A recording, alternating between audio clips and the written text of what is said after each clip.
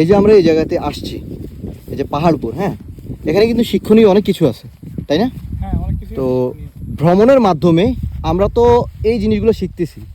শুধুমাত্র কি বই পুস্তক পড়ে শেখা সম্ভব, নাকি বই পুস্তকের সাথে সাথে যে স্থানগুলো বইতে আছে তুলে ধরা হয়েছে এগুলো দেখা উচিত আমাদের, এগুলো সম্পর্কে জানা উচিত? তোমার কি মনে হয়?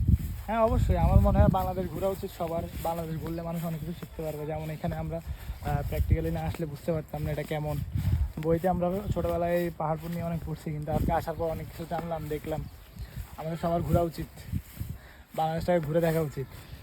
আমরা সবাই ঘুরতে গেলে প্রথমে চিন্তা করি যে আমরা কক্সবাজার যাব, আমরা রাঙ্গামাটি যাব, আমরা হচ্ছে সাজেক যাব, কিন্তু আমরা এটা চিন্তা করি না যে আমাদের এই বাংলাদেশে আরও অনেক জায়গা আছে ঘোরার মতো, মানে যেগুলোতে হচ্ছে মানুষ কম যায়, কিন্তু ওই জায়গাগুলোর গুরুত্ব অনেক বেশি।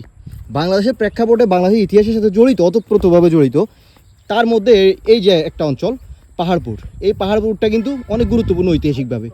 সো এখানে কিন্তু আসা উচিত, একবার হলেও দেখা উচিত।